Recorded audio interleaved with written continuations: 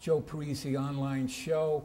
My name is Joe Parisi, and I'm the publisher and the editor of Mount Vernon's hometown newspaper, better known as the Good News newspaper. I haven't been able to record a show in some time. I've had the show on a back burner due to my incredibly busy schedule. As a matter of fact, I just got back from South Korea. I went there with a small delegation from Mount Vernon, led by Mayor Ernest D. Davis. And what was accomplished in South Korea can only be described as unprecedented, historic, and Mount Vernon is soon going to be reaping the rewards of our accomplishments in South Korea. And a lot of the things that are going to transpire in Mount Vernon very soon are going to revolve around a gentleman that's sitting next to me at this time. His name is Dwayne Brown, and he's the president of the Mount Vernon Chamber of Commerce. And at this time, I'd like to introduce Dwayne to my viewers and to welcome you to the show. Thank you, Joe. Thank you. It's been a long time coming. Thank you. It's been a while. Thank you. Basically, Dwayne, what I'm going to do is I have a list of questions here that I want to ask you, so our viewers can get to know acclimate themselves a little bit more towards you, being that you're relatively new with the chamber. So why don't we start by you giving our viewers a little bio about yourself, being that you're relatively new as president of the chamber. Give us a little history about yourself. Well, like Joe said, my name is Dwayne Brown. I grew up in Mount Vernon, lived here for over 30 years. I'm an event planner. I have an event planning company called Today's Events and a production company called D&K Productions. So, I grew up in Mount Vernon. I went to Mount Vernon, graduated in Mount Vernon High School. I've been involved with many different programs in Mount Vernon throughout the years. I ran a camp for the recreation department. I've been in part of Ben Gordon Days, Relay for Lives, you name it. I've been involved in Mount Vernon. So, it's a little brief history about about me and what I do. All right, that's cool. Now, Dwayne, when you first got sworn in as president, a lot of people kind of thought that you weren't cut out for the position because of maybe your age and maybe other reasons. What are people saying about your performance at this time? Well, to be honest, I heard that when I first became president. Right. But, when you're young, I'm not that young, I'm 38. Right. I have 4 kids, I'm married for 10 years, so I think I have more stability than some of the people that didn't think I had the stability. But it comes with the territory. Now what they say, I really never put thought in it because I have a job to do. And once you take on a position, if you care about what the people say, you already lost the battle. Right. So I just push ahead and let my legacy when I leave this office dictate what I've done. How have you adjusted to the position? Oh, I'm fine. I'm a leader. So, I ran my own company for 20 years. So leadership is not new to me. My teammates that work with me every day will tell you that. So, it's not that it wasn't big of a transition for me. I lived in the city. I know a lot of people in the city. So the transition to be president of Chambers really wasn't as hard as people assumed that it would be for me. We're, by the way, ladies and gentlemen, we're doing this recording at the new chamber headquarters in Mount Vernon. Yes. What are your plans with this facility right now? I noticed that it's not really furnished just yet, but what are your plans with this place?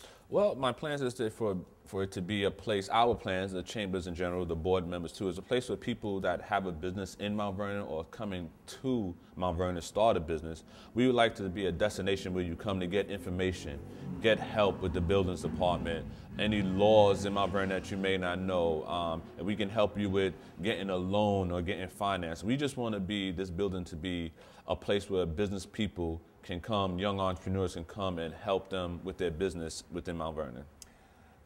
Now, How long have you how long have you been president? President? Now? Yeah, About approximately. 7 months.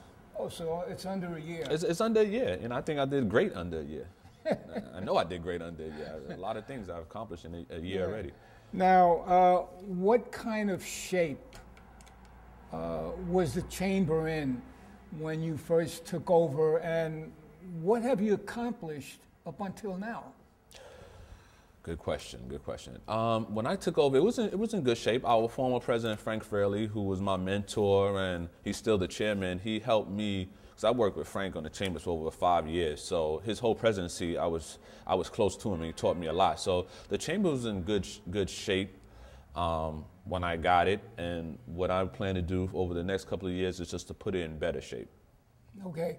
Now, when you say better shape, what exactly do you mean by that? Our internet, our social network system better, Instagram, Pinterest, our Facebook page, our website, more up to date and modernized with what's going on with a younger generation of entrepreneurs.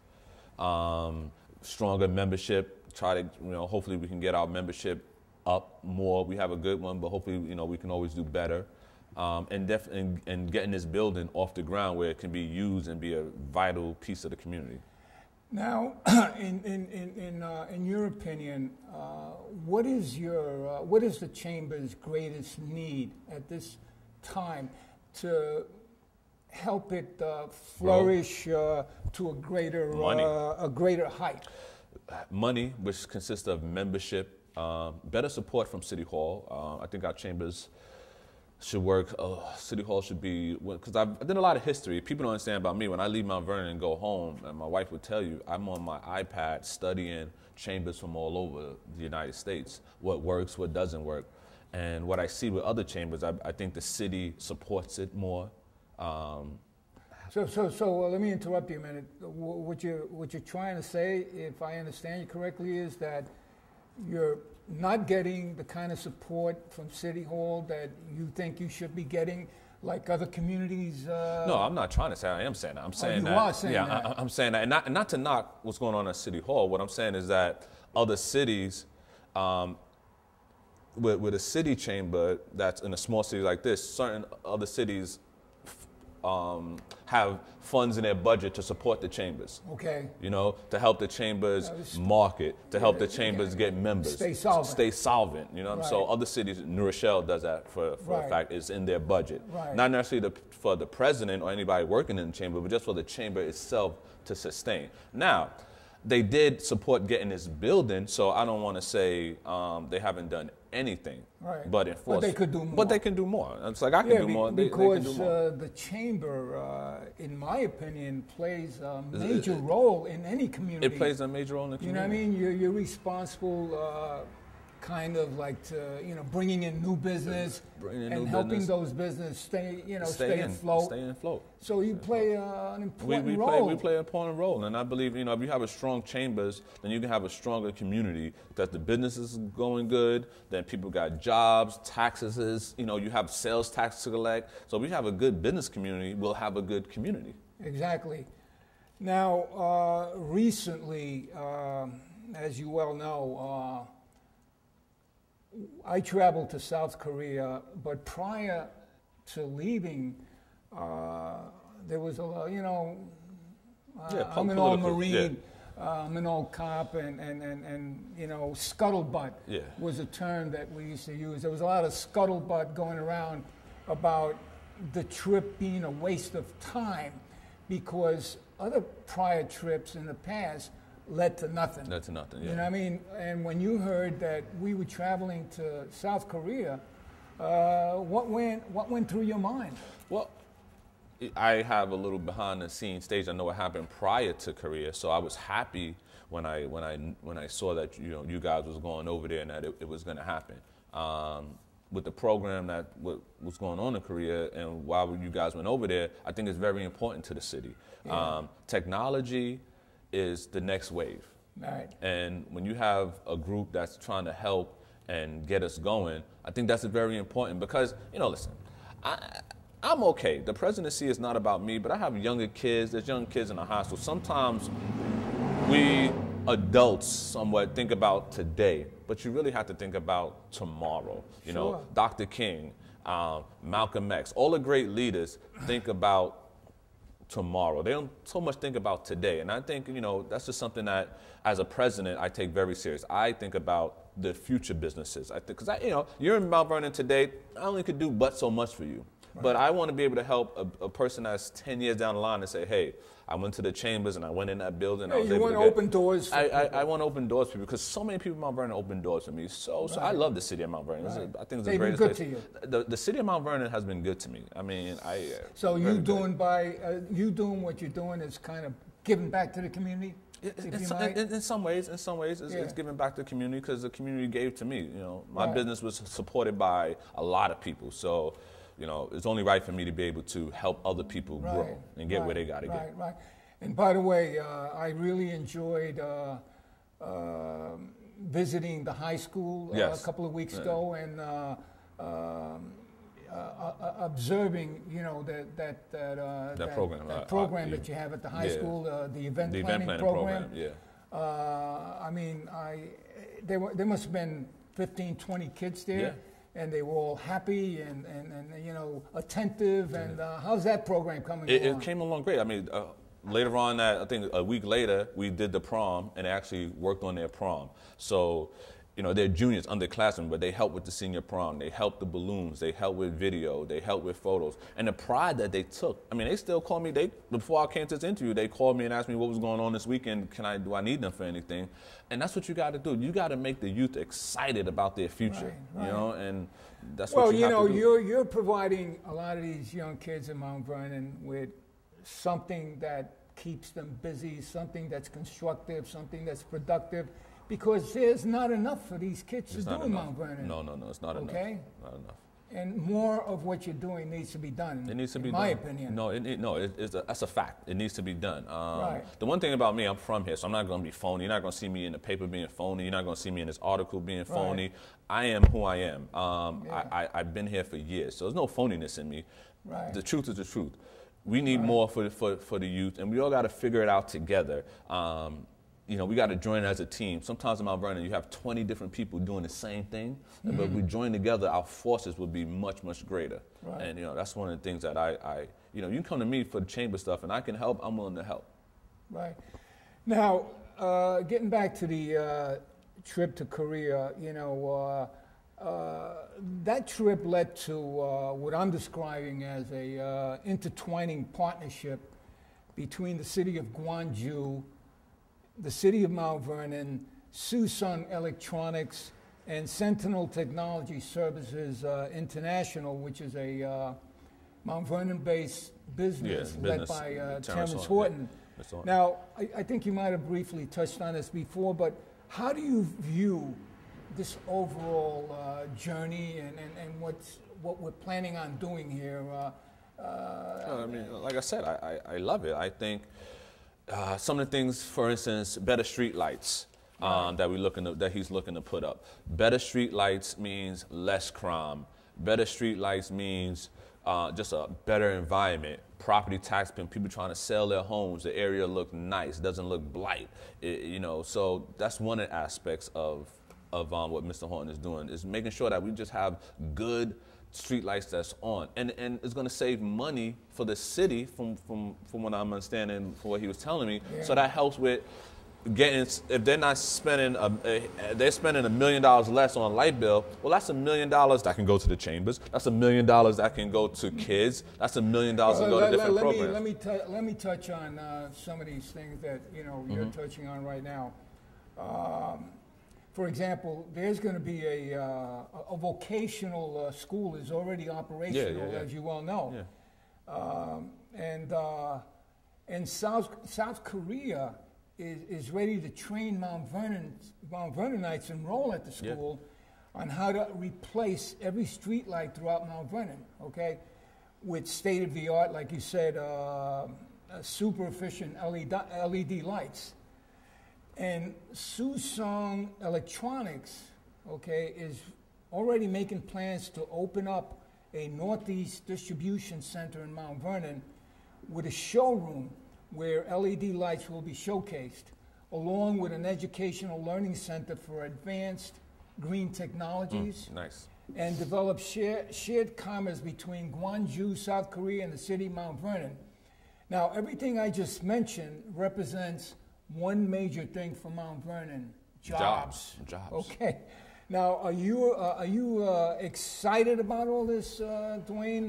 Yeah, as a chamber president, and how it's going, and how it's going to impact the chamber. Yeah, without a doubt. That's more jobs. That's more membership. That's a stronger chambers, and that's a better community. You know, if you fight against any of those things, you don't belong in this community. Yeah, exactly. That's just, it is what it is. Yeah. So you know, I'm anticipating a lot of positive things to unfold here, and like I said earlier, Mayor Davis has been on countless trips overseas, and nothing has developed from these past trips. Yeah. But this time around, it's different. You know what I mean? And things are already unfolding. Yeah. But we as business people, you know, listen, and this is not a slight at no politician. It's not a slight at anybody. But I plan to own my business for the rest of my life. Right. I don't think there could be a mayor for the rest of my life. So we as business people, you know, politics is good, but we try to stay at. For us, the bottom line is what makes sense, how can we profit, and how can we do good for our business and our family. Yeah. So I really don't get caught up into, you know, as a business community, we need to have the proper leadership in office, but we can't depend on that leadership to help us as business people. We have to be able to help ourselves, because you're only in office for 4 years. In a city like Mount Vernon, Mayor Dave's been around for almost almost 20 years. But, you know, I'm a businessman. I don't look to Mayor Davis as my savior. You know, I don't look to no politician as my savior. My savior is my customers and my knowledge of my business. Right. So, and I think everybody who owns a business thinks that way. Now, it has gotten back to me, I don't know if it's gotten back to you, that Terrence Horton, who's been the catalyst behind this whole thing happening, he's the one that made this whole thing happen through his efforts. Through his efforts, yeah. It's gotten back to me that some people are saying that Horton is just looking to enrich himself. Yeah. Now, you know, here's a guy that has invested money, a lot of time and effort in this, and for people to make those comments, I mean, is he entitled to make some money? Hold on. First and foremost, he's a businessman, so he's entitled to make money for himself first and foremost. Right.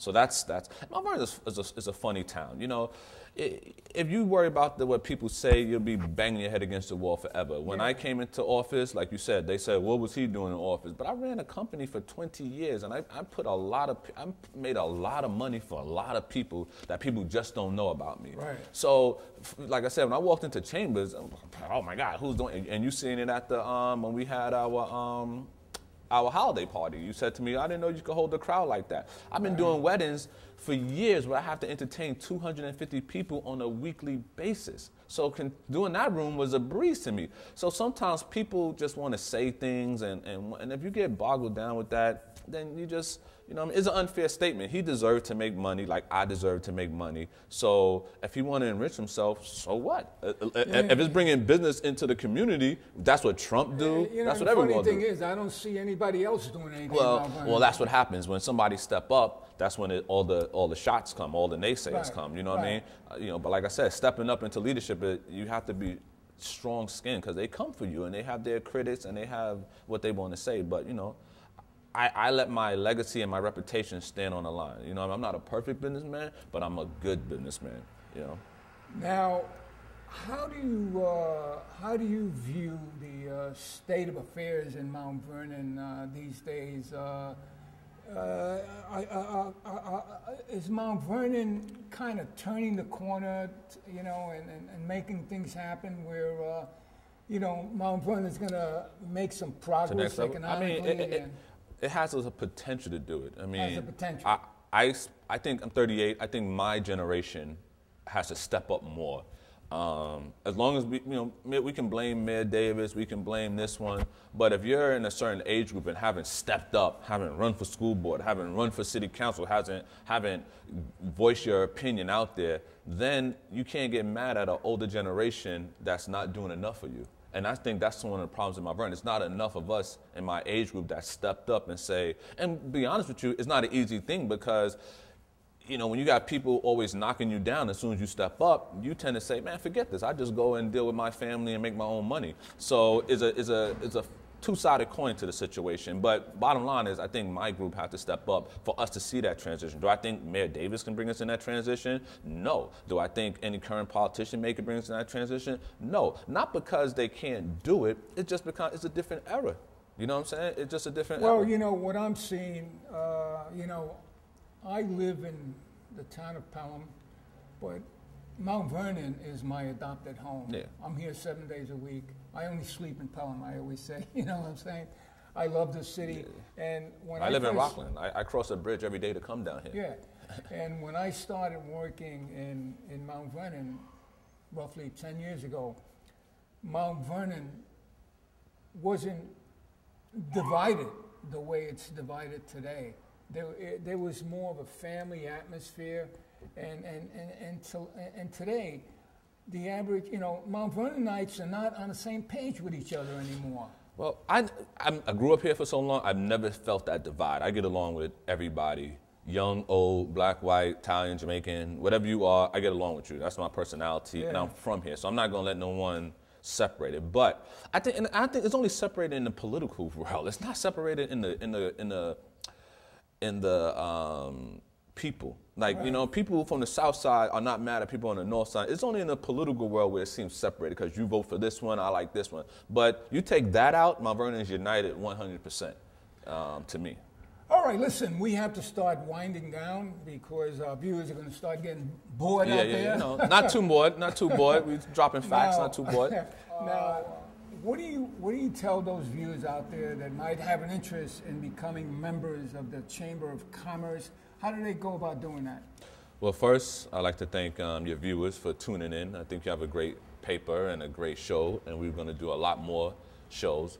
But if you want to join the chambers, you can go on our website, which is mountvernonchamberofcommerce.org, mvchamber.org. You can give us a call.